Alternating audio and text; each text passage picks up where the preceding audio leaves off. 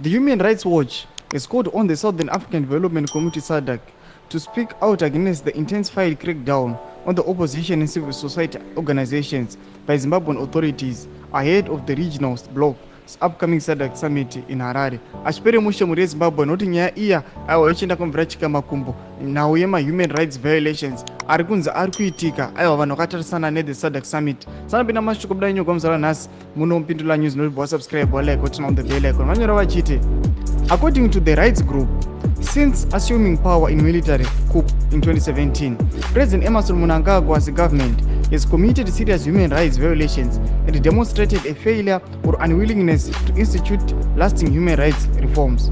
Opposition members and civil society activists have borne the brunt of violation, intimidation, harassment, and repression which appears aimed at restricting civil and political space in the country.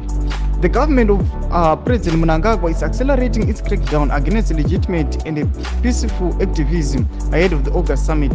The Southern African Development Community needs to engage with the authorities to take clear measures to ensure the enjoyment of basic freedoms by all Zimbabweans. SADC should promote respect for human rights by calling upon Zimbabwe's government to end the repression and the arbitrary arrest and prosecutions of activists and opposition supporters. Mashoko ari buda panapa achinyogwa achinzi aiwa ndo mashoko ari kuendeswa mberi nehuman rights watch kuSADC ichiti aiwa SADC inofanira kutora this mandate kuti ione kuti aiwa mahuman rights emunyika yeZimbabwe hasi kuvioletewa. Aiwa chipotodzai mafunguro enyu muri kudi pamusoro penhau iyi pinai mucomment section mene mutidze mafunguro enyu musangano subscribe kulike channel on the bell icon.